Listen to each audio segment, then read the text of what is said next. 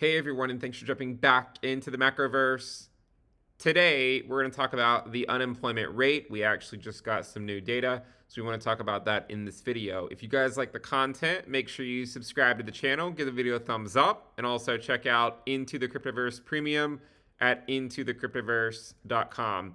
Let's go ahead and jump in. So we got a new data point today for the unemployment rate, and the consensus going into this was about 3.6%, but it actually came in at 3.4%. So once again, going down to the secular low for this cycle. I mean, this is a very historic low for the unemployment rate. We haven't really been at these levels apart from just a few months ago for essentially like half a century. So it's kind of crazy to think about. So I did want to spend a little bit of time talking about this because I think a lot of people are surprised that the unemployment rate is still remaining somewhat low. Now, one of the things we've talked about many times are the leading indicators and the lagging indicators. So there's a lot of leading indicators that suggest the economy is slowing down and that a recession is likely going to occur at some point. But there's a lot of lagging indicators that say, so what, whatever the leading indicators say, it hasn't happened yet, right? The economy at this point has not really slowed down as much as people as much as people thought that it was going to. So in this sense, you can see that the unemployment rate is still at a historic low. It has not started to move up just yet. We also know that it is typically from fairly historic lows when it does start to go up, right? I mean, the unemployment rate will go down for a while, and then at some point, right, it'll turn back up at the end of the business cycle, and then once it goes up, then you get the Fed pivot, right, after it really starts to go up in a meaningful way. But I did want to talk about a couple of things here. So we know we've seen headlines for a lot of layoffs, right? But a lot of those layoffs have been concentrated in the tech sector. They have gone outside of the tech sector somewhat, but we do know the main headlines, of course, have come from the tech sector. But you might wonder, well, with all these layoffs, how could the unemployment rate still only be at 3.4%? Well, again, one of the reasons, and we talked about this a few days ago, is job openings are still relatively high. So, I mean, there's of course a lot of different reasons that we could point to as to why the unemployment rate might be low. But one of the reasons could theoretically just be that while it might be true that people are getting laid off, there still are a lot of job openings available, and therefore one could make the argument that a lot of the people that are getting laid off are not yet, potentially at least collectively, having a very difficult time finding another job. So, I mean, if you sort of just imagine this trend line here through these job openings, you could argue that we're still basically just back at trend, maybe even slightly above trend, even with the pullback from, say, 12 million total jobs open for total non-farm all the way down to 9.59 million. So pretty substantial move to the downside in terms of total job openings, arguably just getting back to trend. Where things could become, where you might see a change in behavior is if job openings starts to fall below trend in a material way, because at that point, then it might start to become a little bit more difficult for people who are getting laid off to actually find those jobs. So again, the unemployment rate is at 3.4%. Now, I wanted to mention something else because we also got, sort of the unemployment level for total non-farm, and it came in at 253,000. Now, this was well above the consensus estimate, well above it. And I think this surprised a lot of people as well. I do want to say, though, there are a couple things about this data that we have to remind ourselves of. One of the things is that it often actually gets revised a few months later. In fact, while the total non-farm jobs added over the last month, while it did go up 253,000, they also simultaneously revised the last 2 months. So the last 2 months were much higher when they were reported, but now they're both being revised down by like 24, 26% or something like that, to the tune of minus 149,000. Okay, so previously, what we thought was occurring last month and the month before that, I can't remember if they were beats or not. I think at least one of them was, maybe both. But whatever happened there, they've actually been revised down by approximately 25% or so. So 149,000 jobs that were previously estimated to have been added in the prior 2 months were not actually added. So, there could be a revision for this one as well. And in fact, if the revision comes in at if it comes in 25% lower, it would actually come in right at what the consensus was. So I do think we need to be somewhat aware of that. I also do see a lot of people say things like the data is manipulated and all that sort of stuff. That's not really, I think that line of thinking isn't really going to do you any good. I mean, the economy, reporting on this stuff, of course, they're going to have to make estimates, and of course, they're going to come out with revisions later. Sometimes they revise to the downside, sometimes they revise to the upside. I wouldn't really read too much more into it. What is more interesting, I think, is to sort of clean up the data a little bit. And if you zoom in over here, what we might want to do is look at, say, we could go look at a monthly change, a month over month change. And if you do that, you can see that it has in fact been trending in the wrong direction. If you were to take, say, a 3-month moving average of it, you can see that it has been slowly trending down. Now, at the end of the day, a 3-month SMA of total non-farm at 220K is really still not that bad in the grand scheme of things. It certainly does. It's a downtrend, right? And we can see that it's a downtrend, but through this phase over here, 2014, 2015, 2016, 2017, 2018, this was basically where we were. So I think there's reason why the market has ignored the sort of the labor market for so long, is because, yes, things are trending in the wrong direction, right? We know that. We see the layoffs. We know there's a lag there. But while they're trending in the wrong direction, they haven't really reached levels that are overly concerning. And so that's why I've continued to say for like over a year now, right, that 2022, while we did have 2 consecutive quarters of negative GDP, it wasn't really what you would more or less consider a recession, right? Like the labor market was still tight back then. The economy, there were still several areas of the economy that were growing quite quickly, and it's really hard to make the case, I think, that it was that early 2022 was a recession. Look at where this was back in early 2022. On the 3-month SMA, we were still adding 500,000 to 600,000 jobs or so on a monthly basis. You can see that it's come down quite a bit since then, and now it's only 200,000 or so. But it's really hard to make the case that early 2022 could be characterized as a recession. And we've said this many times. We've outlined the reasons why it should not be considered a recession. I think the only real thing that you could point to is just negative GDP.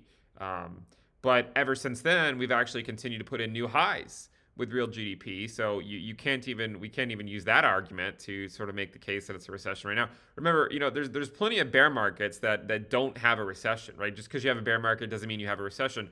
I do tend to think that we likely will get a recession at the end of this, although it could still be a ways off, right? It could easily occur maybe later this year. I've even said it could happen early next year, right? We don't know how long it's going to take.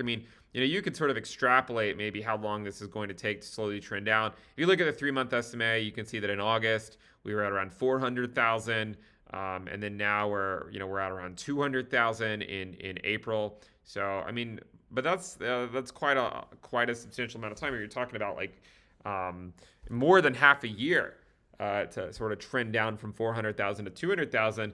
And so if it takes another 6 months to get down another 200,000 or so, to get down to that zero line, that is arguably where you might actually see a recession, right? If you were to look at, say, like just a 3-month moving average of the month over month change of total non-farm, once it goes negative, right, that's really the concerning point. In fact, you can see that it was when it went negative in 2001, that's where the recession actually occurred. When you look at the financial crisis, it actually occurred before it went sustainably negative, but it actually did sort of dip down pretty close to zero here. I mean, 8,000 is basically nothing, right? When you're thinking about the whole country. Um, this is where it becomes a concern. And I mean, you can go back and look at plenty of times in history where, once you get down to only adding like, 20,000 jobs in a month or going negative, that's where it starts to become a lot more concerning for the market. And that's when the market would pay attention to the labor market. Is the market going to pay attention to the labor market when you're still adding 200,000 non-farm jobs every single month, even if it's revised down? And by the way, I mean this past month it was more. I mean it was 222, right? So, but even if it's revised down, sorry, it wasn't 222. That's the 3 month estimate. It was higher. It was 253. Even if it's revised down a couple months from now, you're still likely looking at 200,000. Arguably, it would need to get much closer to zero for it to, for the market to really start to care about what's going on in the labor market. Again, it doesn't mean that the market's not going to care about something else.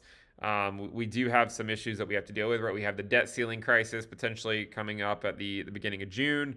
There's other things that the market could be worried about, but the labor market at this point in the cycle is probably not one of them.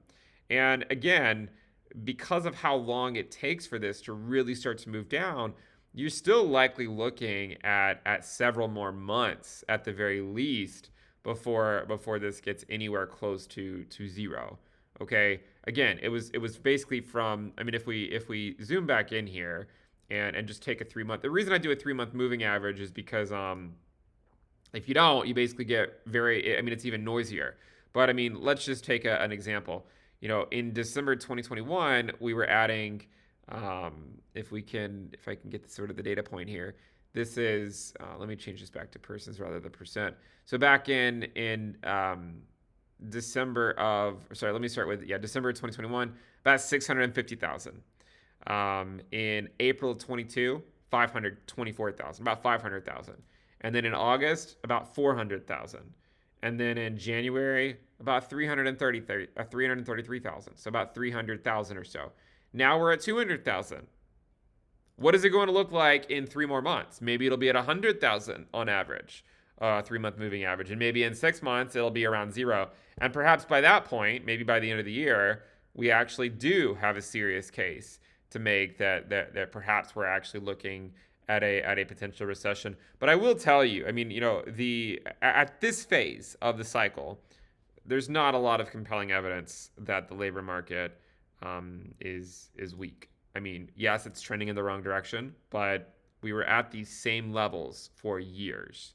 Okay. The main difference between then and now is that back then, this was just sort of like flat. We certainly have some momentum.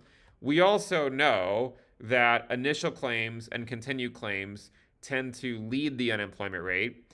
I think this time, because we just had so many job openings, it's taking maybe just a little bit longer to sort of fully see that effect take place. But if you were to look at the unemployment rate versus claims, you'll see that continued claims and initial claims, they go up first before the unemployment rate does. And yes, I mean, continued claims and initial claims are trending higher. The unemployment rate is trending, I mean, recently it's been trending lower, but it's more or less been going sideways for quite a while now. So yeah, at some point, you'll likely see the unemployment rate start to trend up. But I also think that when we look at charts like this, it's easy to, it's easy. Let me just hide one of these just so we can look at this a little bit clearer. Let me actually hide the recessions as well.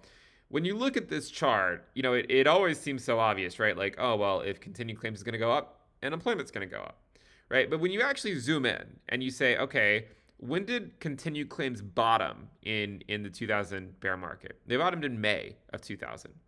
When did the unemployment rate start to really go up? Now, the unemployment rate bottomed around when continued claims bottomed, but it didn't really start to make a sustained move to the upside until December. So about half a year later or so, right? It still hung out around the bottom. Here's another example.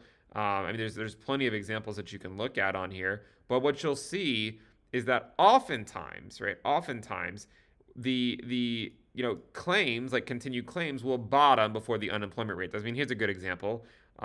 Unemployment continued claims bottomed in March of 73. The unemployment rate didn't bottom until October of 73. So again, more than half a year later. This time, we can see that the continued claims bottomed in September of 22, and we just put in, or we at least tied the lowest unemployment rate that we've had this business cycle. So I mean, it's at least been a little over half a year already, right? So when you look at the chart, it always seems like, all right, well, if one's going up, that means the other one's going to follow. I think what what a lot of people might fail to look at is, look, I mean, these trends take long periods of time. So you're talking about like quarters, months and months and months and months for this stuff to play out. The business cycle takes a very long time to play out, and arguably this time is taking even longer just because of all the money that was printed, right? There's been so much liquidity out there that it's going to take. I mean, it takes a long time to really remove a lot of that liquidity from the markets. And if you look at say global net liquidity, you can in general see that it has been trending down for a while. There has actually been sort of a brief uptrend since October, but at least the last month or so it started trending down again. So I think that there's certainly a lot to unpack here. Yes, the unemployment rate is at a very low level, probably just because there's so many job openings available, right? There's just so many job openings. And even if there weren't a lot of job openings, we also know that there's a significant lag between when claims start to go up and when the unemployment rate starts to go up. And we've seen plenty, there's plenty of examples in here where you can see like half a year lead times where the continued claim starts to go up well before the unemployment rate does. So as I said in a video not too long ago, the market does not care. It'll ignore the labor market for a long period of time, right? It just simply won't matter. The market will not care about the labor market until it does.